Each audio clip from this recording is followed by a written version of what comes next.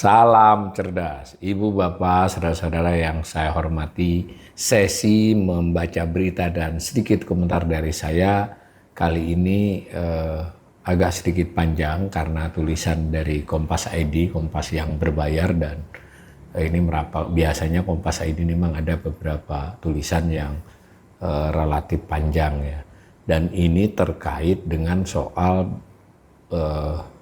kejadian baru-baru ini yang menimbulkan beberapa berita ya, yang entah itu korban jiwa, korban ekonomi dan seterusnya, dan juga sudah ada respon dari presiden dan juga ada respon dari berbagai tokoh masyarakat. Nah, karena kanal ini adalah kanal ekonomi, saya membacakan berita yang terkait dengan persoalan ekonominya ya. Nah, kebetulan ini artikel menurut saya sudah cukup mencerminkan. Nah, judulnya pemerintah dinilai belum menjawab akar masalah publik ya. Ini ditulis oleh Kompas, jurnalisnya Agustinus Yoga Primantoro. Ini ditulis tanggal 1 September 2025 jam 7 malam. Nah, ditulis begini, pemerintah dinilai belum mampu menjawab akar permasalahan publik di balik gejolak sosial politik yang terjadi belakangan ini. Akar masalah tersebut menyangkut perekonomian. Salah satunya soal ketersediaan tenaga kerja. Gitu ya, menurut artikel ini begitu. Direktur Eksekutif Center for Strategic and International Studies, CSIS, yang dikutip oleh Kompas ini, Yose Rizalda Muri mengatakan akar masalah dari gejala sosial politik yang terjadi belakangan ini ialah perekonomian. Gelombang protes yang berangsur tak kondusif pun semakin menambah ketidakpastian dari sisi domestik. Sayangnya, ini mengutip pendapat Yose ya, pemerintah kita termasuk presiden sendiri itu kurang tanggap. Dari pidato yang disampaikan kemarin, tanggal 30 berarti ya, belum ada hal-hal yang jelas untuk bagaimana kita mencoba membereskan perekonomian ini. Nah, alih-alih memahami akar permasalahan yang ada, Presiden justru menyampaikan paradoks terkait kondisi perekonomian nasional yang sedang baik-baik saja, bahkan dikatakan sedang bangkit. Padahal saat ini masyarakat sedang menghadapi permasalahan ekonomi yang cukup serius. Ini betul ya, maksudnya Presiden menyatakan sedang bangkit, itu saya mendengar di pidato kemarin sore ya. Di sini ada ilustrasi tingkat konsumsi rumah tangga. Jadi tadi narasumber menyebut konsumsi sebetulnya landai, biasa saja. Ini Kompas, tim risetnya Kompas menyertai dengan grafik yang lebih panjang bahwa pertumbuhan triwulan 1, triwulan 2 ini sebetulnya memang sedikit menurun atau ya sekedar sama saja dengan triwulan-triwulan sebelumnya. Yose menjelaskan terdapat 3 permasalahan ekonomi utama yang tengah dihadapi, yaitu kondisi iklim investasi, ketenaga kerjaan terkait penciptaan lapangan kerja, serta pelemahan daya beli. Ketiga masalah tersebut saling berkaitan, ini menurut pendapat dia. Adapun pelemahan daya beli masyarakat antara lain terrefleksi dari pertumbuhan konsumsi rumah tangga. Itu tadi ada gambarnya, gambar dari tim risetnya Kompas, tapi ini Pak Jose menyampaikan beberapa angka terkininya. Nah, sementara itu merujuk satu data Kementerian Ketenagakerjaan, ini yang dirujuk data Kemenaker ya, sebanyak 42.385 pekerja mengalami pemutusan hubungan kerja PHK ya, dari Januari hingga Juni. Angka-angka tersebut melonjak 32,19% dibanding periode yang sama, dibandingkan 1 Januari sampai Juni 2024 ya, begitu maksudnya ini. Bila kondisi iklim bisnis dan investasi tidak kondusif, sulit menciptakan lapangan kerja yang berkualitas. Kemudian tanpa adanya penciptaan lapangan pekerjaan secara berkualitas, pendapatan pun berkurang sehingga daya beli melemah. Nah, jadi semacam itu. Jadi menurut dia, Yose, dikutip oleh Kompas ini, jadi kita jangan hanya terlalu fokus pada apa yang terjadi selama beberapa hari ini, karena itu akan mengaburkan permasalahannya. Permasalahan yang lebih mendasar adalah kondisi perekonomian kita yang memang memburuk pada saat ini, ujar Yose ya. Tapi ini memang saya kasih komentar sedikit ya. Ya, Yose dan saya juga di kanal ini udah sering mengutarakan ini, tapi pendapat pemerintah, presiden, para menteri-menterinya bahkan juga Bank Indonesia selalu mengatakan kondisi ekonomi baik-baik saja, bahkan Presiden kemarin mengatakan sedang bangkit gitu. Jadi memang agak beda persepsinya ya. Nah ini ada gambar komposisi utang Indonesia, nah ilustrasi dari Litbang Kompas ya. Nah lanjut lagi, mengutip Jose lagi, ke depan salah satu risiko yang dihadapi ialah kemungkinan turunnya peringkat kredit Indonesia yang kini masih berada di level investment grade alias layak investasi. Jika itu terjadi, pembiayaan negara akan membengkak seiring tingginya imbal hasil yang ditawarkan atau bahkan obligasi negara tidak laku di pasar. Jadi ilustrasi tadi, kita udah punya utang banyak, itu pun tidak mudah untuk berutang lagi, kira-kira begitu. Padahal kita hanya bisa menjalankan APBN jika memperoleh utangan sebesar yang direncanakan.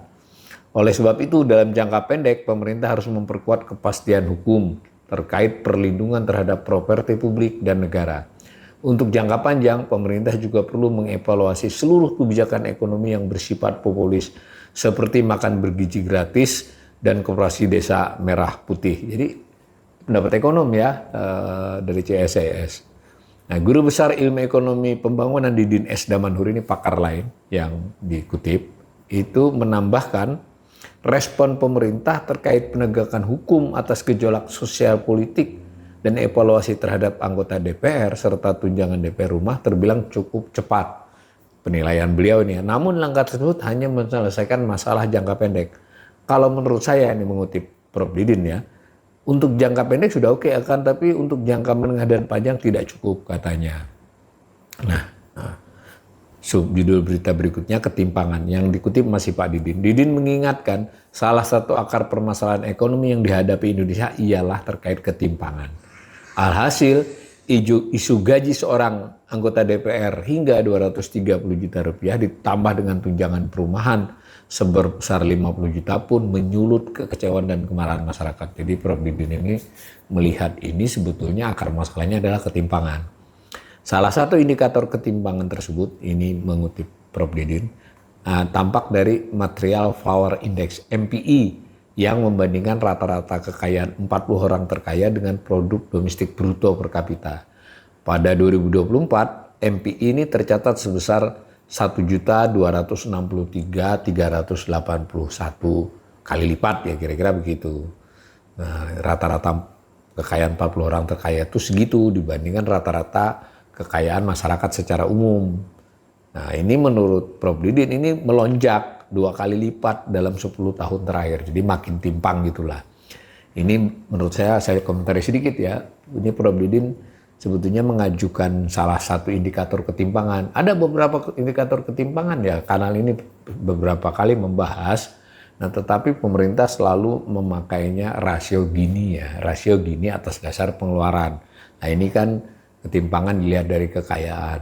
Jadi ini penting ya bahwa kalau pemerintah hanya memakai satu indikator yang terlihat membaik, itu pun tidak benar-benar membaik sebetulnya kan. Itu justru bisa mengaburkan bahwa masalah ketimpangan itu nyata. Dan dalam perspektif Prof. Didin saya menafsirkan itulah akar masalah dari peristiwa beberapa hari ini. Nah, ini dikutip oleh Didin, Presiden mungkin perlu menangkap persoalan ketimpangan ekonomi dan kemudian memberi respon.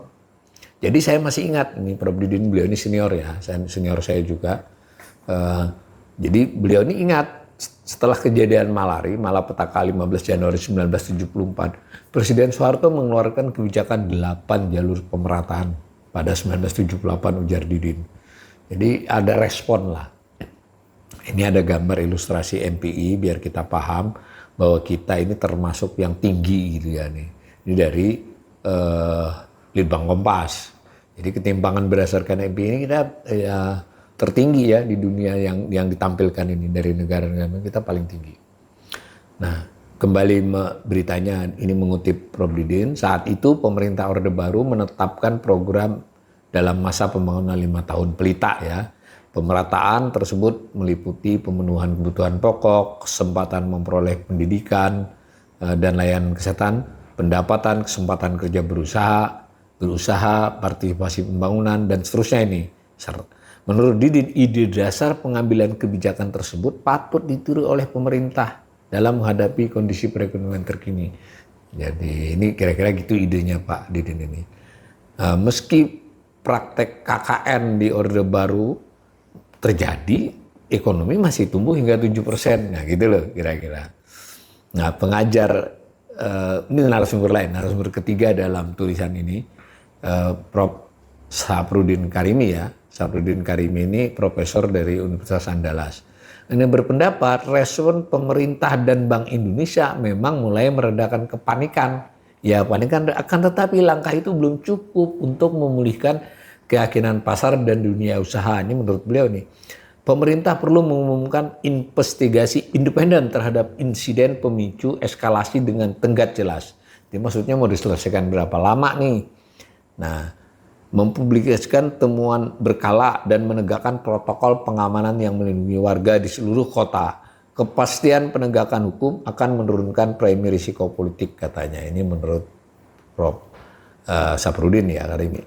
Lebih lanjut oleh beliau, BI, OJK dan Kementerian Keuangan juga perlu mengejar rapat bersama yang antara lain membahas upaya intervensi valuta asing, koridor likuiditas perbankan, kesiapan pembelian surat berharga negara, serta panduan kebijakan suku bunga ke depan. Jadi sudah melebar nih pendapatnya Prof. Karimi bahwa keredaan ini tetap memerlukan langkah-langkah yang lebih strategis beberapa hari dan minggu ke depan ya. Tadi kalau Prof. Didin Damanhuri justru juga meluatnya bahwa ini harus ada kebijakan yang sifatnya strategis untuk ketimpangan. Kalau Prof. Saphrudin Karimi ini stabilitas ini tetap masih rawan ini. Stabilitas dalam pengertian kebijakan ekonomi ya yang terdampak dengan peristiwa-peristiwa sosial politik beberapa hari ini. Dan sangat mungkin ke depan masih ada potensi gejolak yang bisa mengganggu stabilitas ekonomi.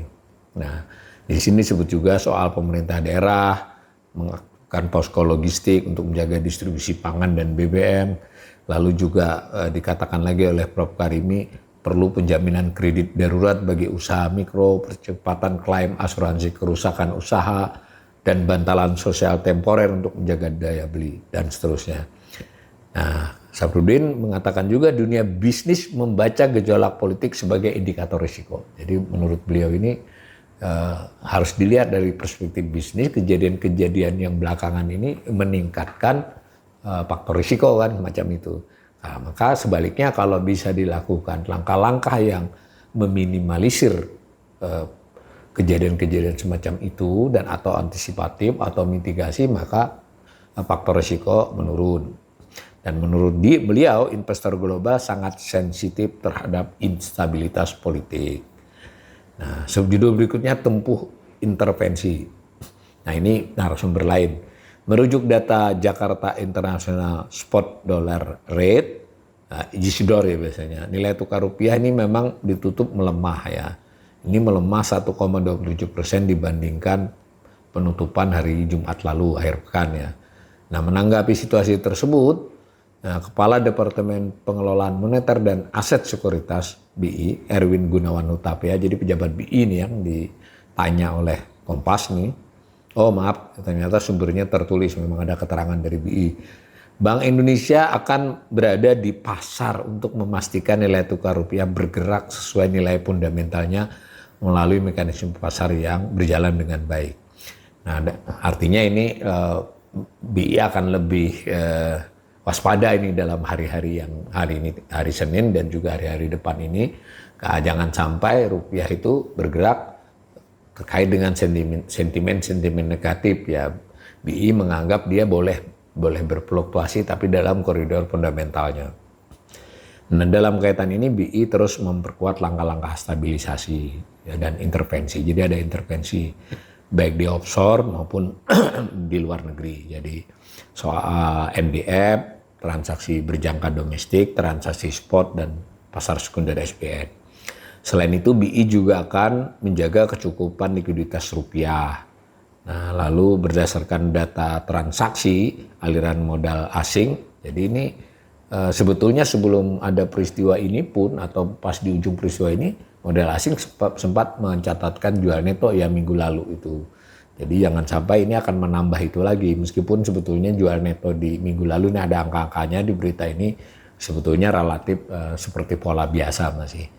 Nah, jadi kita belum lihat, mudah-mudahan tidak, ini apakah peristiwa-peristiwa beberapa hari ini berdampak pada aliran modal asing, belum kelihatannya. Begitu ya. Sebagai penutup saya ingin ingatkan, tadi ada 4 narasumber yang dikutip.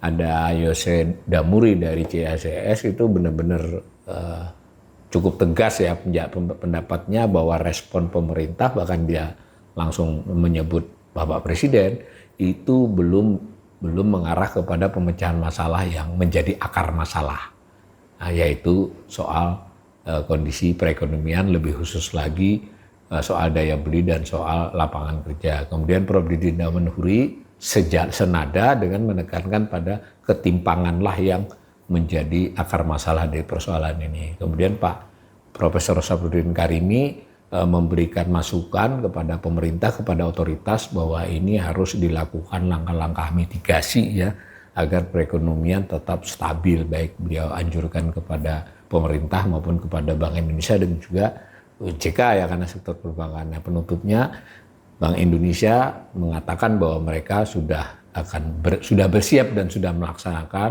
akan intervensi di pasar dan seterusnya. Mudah-mudahan stabilitas sosial politik membaik di hari-hari mendatang ini, begitu juga dengan kondisi ekonomi tidak terganggu oleh hal-hal seperti itu. Tetapi catatan para pakar dalam berita ini penting buat pemerintah, bahwa akar masalah harus diselesaikan secara perlahan dalam jangka menengah.